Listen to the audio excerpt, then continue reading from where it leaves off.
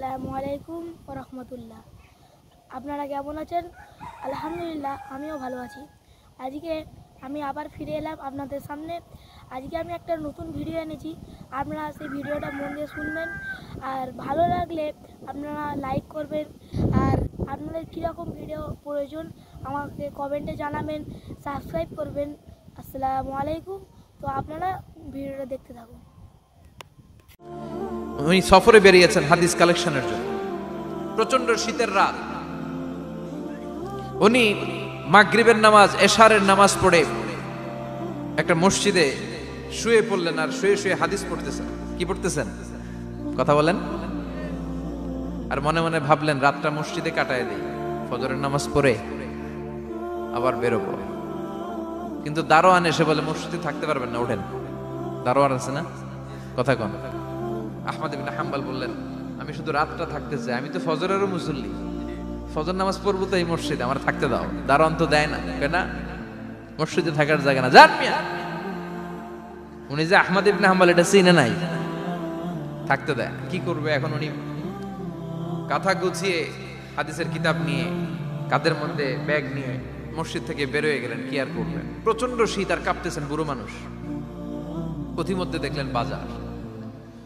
বাজার একজন খাব্বাজ, শাবুন খাব্বাজ, যুবক রুটি বিক্রেতা।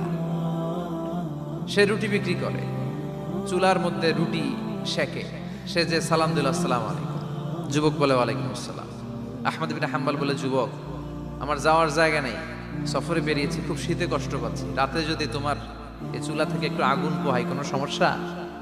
যুবক বলে, না না সমস্যা না, আহলান ওয়া সাহলান, খোশ আমদেদ, আসেন আসেন, আপনি আগুন পোহাইলে আমার সমস্যা কি? সুবহানাল্লাহ পড়েন। আল্লাহ শুকরিয়া করে উনি বসলেন আর আগুন পোহাচ্ছেন। আর খেয়াল করলেন যুবক রুটি বানায় আর পরে আস্তাগফিরুল্লাহ, রুটির দলা বানায় পরে আস্তাগফিরুল্লাহ, খামির বানায় আর পরে আস্তাগফিরুল্লাহ, রুটি নিয়ে উনুনের ভিতরে চুলার ভিতরে সেকা দেয় আর পরে আস্তাগফিরুল্লাহ।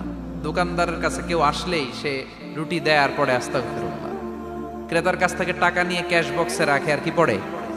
আবার রুটি বানানো শুরু করে আর কি পড়ে? খালি এইটাই পড়তেছে। ইমাম আহমদ ইবনে হাম্বল তো অবাক, কিরে এটা আবার কেমন যুবক, খালি আস্তাগফিরুল্লাহ। উনি প্রশ্ন করলেন, যুবক ঘটনা কি? আসার পর থেকেই তোমার দেখতেছি তুমি রুটি বানাও, রুটি বিক্রি করো আর পড়ো আস্তাগফিরুল্লাহ, মালাকা ইয়া শাবাব।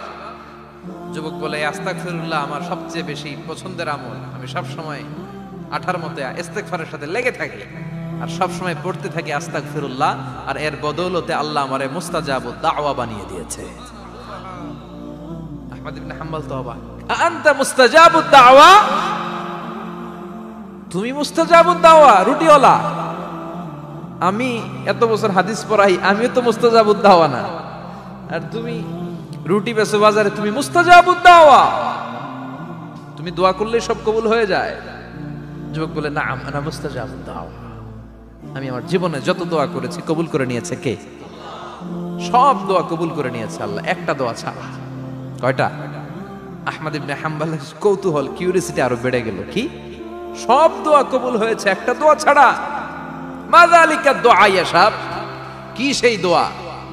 যুবক এবার বলতে শুরু করলো, আমার জীবনে যে দোয়াটা আল্লাহ কবুল করে নাই সেটা হচ্ছে আমি আল্লাহর কাছে অনেক চেয়েছি, অনেক দোয়া করেছি যে আল্লাহ, শুনেছি এই জামানার সবচেয়ে বড় মুহাদ্দিস, তার নাম নাকি ইমাম আহমদ ইবনে হাম্বল। আল্লাহ তোমার কাছে আমার চাওয়া, আমি যেন এই ইমাম আহমদ ইবনে হাম্বলরে দেখে মরতে পারি, আমি যেন ইমাম আহমদ ইবনে হাম্বলের হাতে হাত রেখে মুসাফা করতে পারি আর তার কপালে একটা চুমু এঁকে দিতে পারি।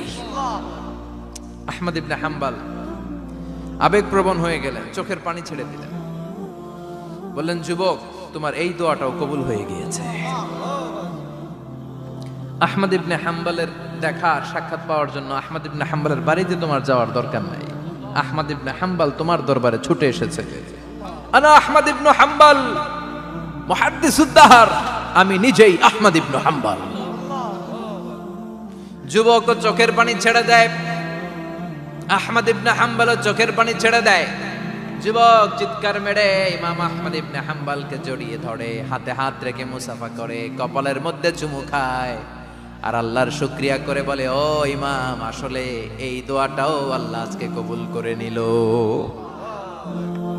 বিশ্বাস হয় সবসময় ইস্তেগফার করলে আপনার দোয়াগুলোর এইভাবে কবুল করে নিবে কে? এই 5টা জিনিস পাবেন সবসময় যদি ইস্তেগফারের সাথে লেগে থাকেন। রাজি আছেন তো? এজন্য বিশ্বনবী সব সময় নামাজে সালাম ফিরানোর পরে পড়তেন আস্তাগফিরুল্লাহ। কি পড়তেন? 3 বার পড়তেন আস্তাগফিরুল্লাহ, আস্তাগফিরুল্লাহ, আস্তাগফিরুল্লাহ। পড়তে রাজি আছেন? ইস্তেগফারের অনেকগুলো আলফাজ আছে, সবচেয়ে ছোট ইস্তেগফার হচ্ছে এটা, আস্তাগফিরুল্লাহ, আস্তাগফিরুল্লাহ। আরো আছে আস্তাগফিরুল্লাহ আল্লাযী লা ইলাহা ইল্লা হুয়াল হাইয়ুল কাইয়্যুম আতুবু ইলাইহি। বিশ্বনবী বলেন এই ইস্তেগফারটা যদি কেউ পড়ে, আত-তাওয়াল্লি মিন ইয়াউমিজ যাহাফ, যুদ্ধের ময়দান থেকে পালিয়ে আসা কবিরা গুনাহ। কি গুনাহ? কাফেরদের সাথে যুদ্ধ, আমি তাগড়া যুবক, তলোয়ার নিয়ে নেমেছি, আমার দেহের 1 ফোঁটা রক্ত থাকা পর্যন্ত আমি যুদ্ধ চালিয়ে যাব, আমি ফিরে আসতে পারবো না, আইনটা কার? ফিরে আসলে কবিরা গুনাহ। বিশ্বনবী বলেন যুদ্ধের ময়দান থেকে ফিরে এসেছে এরকম কবিরা গুনাহ অবলম্বনকারীও যদি আস্তাগফিরুল্লাহ আল্লাযী লা ইলাহা ইল্লা হুয়াল হাইয়ুল কাইয়্যুম আতুবু ইলাইহি পড়ে, ওই কবিরা গুনাহকারীকেও ক্ষমা করে দিবে কে? পড়তে রাজি আছেন তো? আবার সাইয়েদনা আবু বকর বললেন ইয়া রাসূলুল্লাহ আল্লিমনি দুআআন আদউ বিহি ফি সালাতি, এমন দোয়া আপনি আমারে শিক্ষা দেন যে এই দোয়াটা আমি নামাজে পড়তে পারি। বিশ্বনবী বললেন পড়ো আল্লাহুম্মা ইন্নী যালামতু নাফসি যুলমান কাসীরান ওয়া লা ইয়াগফিরুয যুনুবা ইল্লা আনতা ফাগফিরলি মাগফিরাতাম মিন ইনদিক ইন্নাকা আনতাল গফুরুর রহিম। সুবহানাল্লাহ পড়েন। এটাও ইস্তেগফার।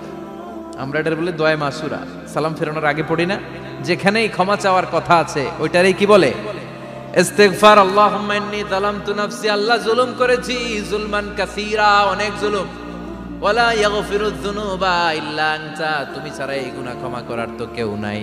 ফাগফিরলি মাগফিরাতাম মিন ইনদিক, তোমার দয়ায় আমারে ক্ষমা করে দাও। ইন্নাকা আনতাল গফুরুর রহিম, তুমি হলা ক্ষমাশীল। ঠিক কি না?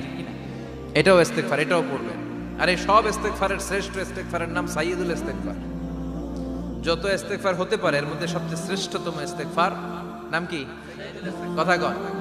বুখারীর বর্ণনা, শাদ্দাদ ইবনে আউস রাদিয়াল্লাহু তাআলা আনহু বর্ণনা করেন এই সাইয়্যিদুল ইস্তেগফার দিনের বেলা যে পড়বে ওই দিনে মারা গেলে সে জান্নাতি। এই সাইয়্যিদুল ইস্তেগফার রাতের বেলা যে পড়বে ওই রাতে যদি ইন্তেকাল হয় ওই লোকটা জান্নাতি। মুখস্থ আছে না? কার কার মুখস্থ হাত তুলেন? মাশাআল্লাহ, তাবারাকাল্লাহ, মাশাআল্লাহ, মাশাআল্লাহ। আর যাদের নাই তাদের হোমওয়ার্ক, তাদের আল্লাহুম্মা আনতা রাব্বি লা ইলাহা ইল্লা আনতা খালাকতানি ওয়া আনা আবদুক ওয়া আনা আলা আহদিকা ওয়া ওয়া'দিকা মাস্তাতা'তু আউযু বিকা মিন শাররি মা সানা'তু আবু'ু লাকা বিনি'মাতিকা আলাইয়া ওয়া আবু'ু লাকা বিযামবি ফাগফিরলি ফাইন্নাহু লা ইয়াগফিরুয যুনুবা ইল্লা আনতা। সুবহানাল্লাহ পড়েন। আজকে রাতে পড়ছেন, মারা গেলে জান্নাতি। চিল্লায় পড়েন না আল্লাহু আকবার। এজন্য বিশ্বনবী বলেন আমার আগের গুনাহ মাফ, পরের গুনাহ মাফ, তারপরেও প্রতিদিন আমি 70 বার তওবা ইস্তেগফার পড়ি। আজকে থেকে পড়তে রাজি আছেন তো? বেশি বেশি ইস্তেগফার পড়া যাবে না? একটু প্রাণ খুলে দিল খুলে আওয়াজ করে পড়েন তো আস্তাগফিরুল্লাহ। আর জোরে পড়েন আস্তাগফিরুল্লাহ। আবার সবাই পড়েন আস্তাগফিরুল্লাহ। সব সময় তওবা ইস্তেগফার যারা পড়ে তাদেরকে পছন্দ করে কে? সব